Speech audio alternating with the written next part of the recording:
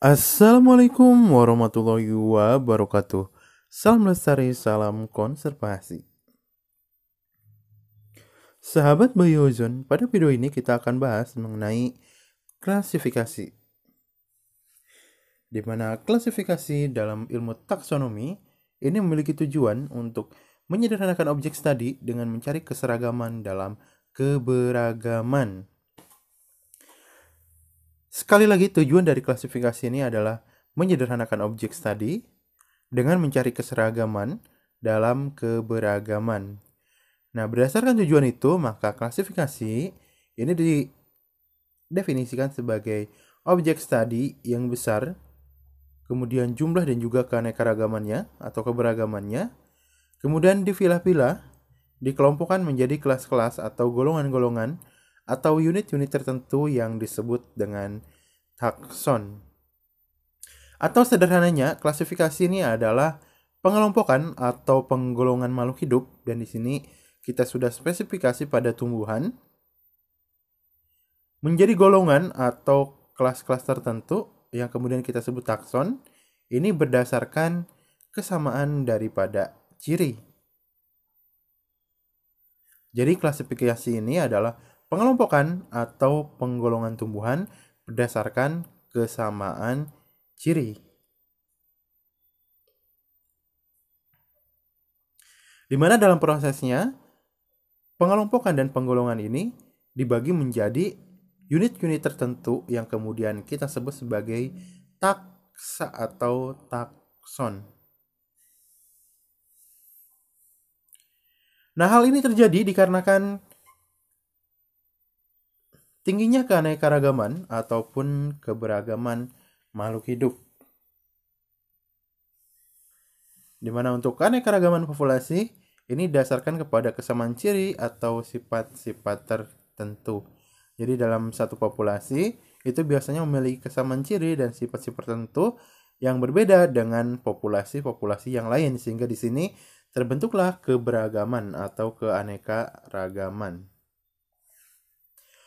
Nah, dasar ini kemudian dijadikan sebagai dasar dari klasifikasi. Jadi dasar klasifikasi itu adalah kesamaan atau keseragaman daripada ciri-ciri. Nah, kemudian suatu takson mempunyai sejumlah kesamaan atau memiliki sifat-sifat yang sama. Jadi berdasarkan dasar klasifikasi, untuk tumbuhan yang memiliki kesamaan sifat atau memiliki kesamaan ciri, kemudian dikelompokkan menjadi satu takson, sehingga takson yang satu dengan takson yang lain itu memiliki perbedaan.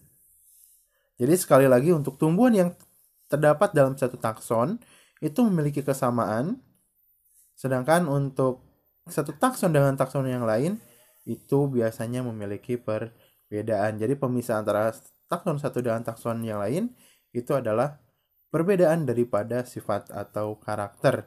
Sedangkan untuk tumbuhan yang berada dalam satu takson itu memiliki kesamaan sifat atau kesamaan ciri atau kesamaan karakter.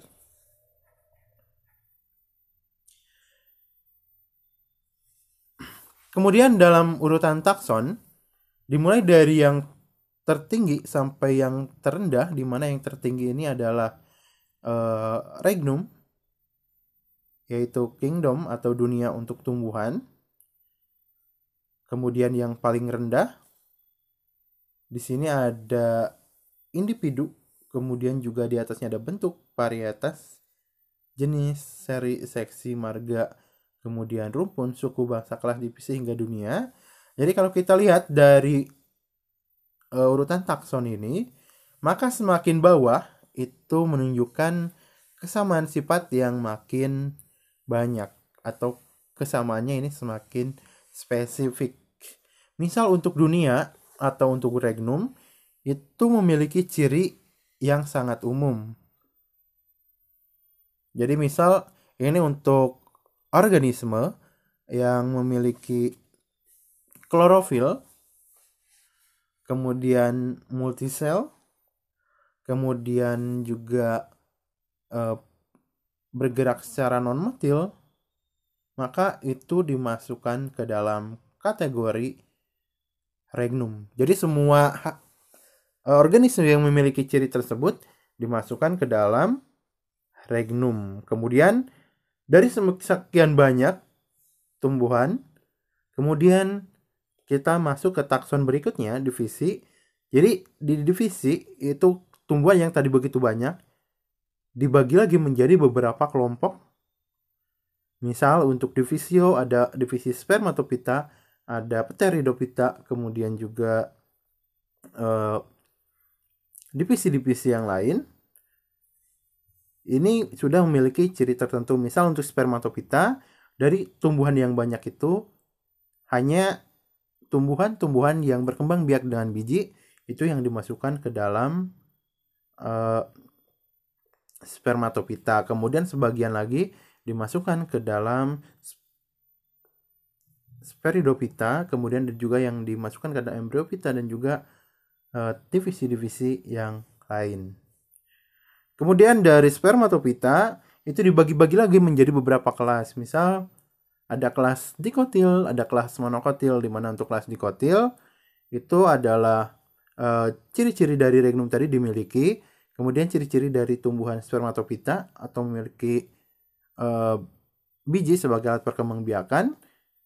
Untuk yang memiliki biji sebagai alat perkembangbiakan kemudian dibagi lagi menjadi dua, ada kelas dikotil, ada kelas monokotil. Nah, untuk kelas monokotil itu jika keping bijinya 1, kemudian untuk dikotil jika keping bijinya 2. Kemudian untuk yang selanjutnya, untuk kelas dibagi lagi menjadi ada subkelas, kemudian ada ordo, kemudian family.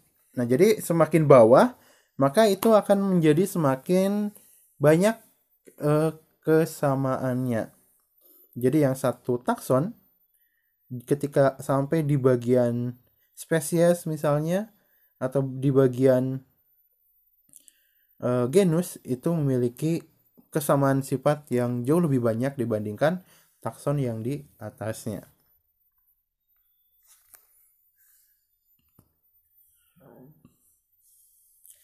Jadi di sini disebutkan bahwa takson yang menunjukkan kesamaan sifat yang banyak itu terdapat pada tingkatan takson yang lebih rendah. Sedangkan untuk takson yang menunjukkan kesamaan sifat yang lebih sedikit, ini berada pada tingkatan takson yang lebih tinggi. Kemudian tumbuhan di dunia ini disusun berdasarkan tingkatan takson tinggi terendah.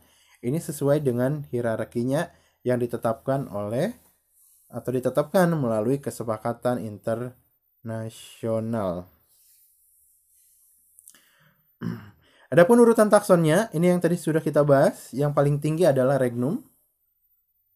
Mungkin kita banyak mengenal istilah selain regnum itu adalah kingdom, dan masih banyak juga yang menggunakan untuk takson tertinggi itu adalah kingdom. Kemudian di bawahnya ada divisio, kemudian klasis, ordo, familia, tribus, genus, seksio, series, kemudian spesies, varietas, forma, dan individuum. Kemudian di antara itu terdapat adanya anak atau sub, misal ada subdivisio, ada subklasis, dan seterusnya.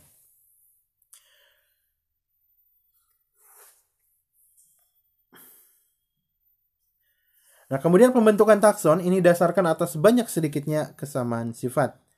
Kemudian dasar klasifikasi dari masa ke masa itu kadang memiliki pergeseran. Di sini sifat-sifatnya berbeda tergantung daripada subjektivitas atau siapa orang yang mengadakan klasifikasi, kemudian tujuan yang ingin dicapai dalam klasifikasi. Jadi dasar klasifikasi itu bisa saja berbeda karena untuk dasar klasifikasi atau pengelompokan itu sesuai dengan tujuan dan juga kebutuhan yang ingin dicapai dalam proses klasifikasi. Misal ada yang berdasarkan kesamaan sifat itu kepada habitus, kemudian kepada ciri-ciri atau karakter daripada morfologi, dan sekarang itu sudah banyak yang klasifikasinya atau pengelompokannya itu berdasarkan genetik. Jadi di sini kita dapat memahami bahwa untuk pengelompokan itu berbeda untuk dasar klasifikasinya. Sehingga untuk sistem klasifikasi itu banyak variasi sesuai dengan tujuan daripada orang yang mengadakan klasifikasi tersebut. Nah, kemudian kemajuan ilmu pengetahuan berpengaruh besar terhadap tujuan klasifikasi. Tapi di sini tujuannya yang utama adalah penyederhanaan objek studi yang tadinya kompleks kemudian dibuat menjadi sederhana. Karena ketika kita sudah menemukan satu tumbuhan, kemudian kita mengetahui taksonnya di mana, maka kita bisa secara sederhana untuk mempelajari takson tersebut tanpa harus membuka takson-takson yang lainnya. Kemudian mencerminkan urutan perkembangan filogenetik evolusioner dari tumbuhan. Kemudian mencerminkan hubungan kekerabatan, ini golongan antar tumbuhan. Sehingga kita bisa melihat bagaimana tumbuhan yang ada zaman dulu juga zaman sekarang, kemudian bagaimana perubahan evolusionernya. Kemudian juga kita bisa menilai tumbuhan mana ini memiliki satu kekerabatan dengan tumbuhan yang lainnya, walaupun secara fisik ada perbedaan, tapi di sana menunjukkan kesamaan yang sangat dekat. Sehingga kita bisa simpulkan bahwa tumbuhan A dan B itu memiliki hubungan kekerabatan yang sangat dekat atau sangat erat. Oke, untuk materi klasifikasi kita akhiri saja. Kita tutup dengan Assalamualaikum warahmatullahi wabarakatuh. Salam lestari, salam konservasi.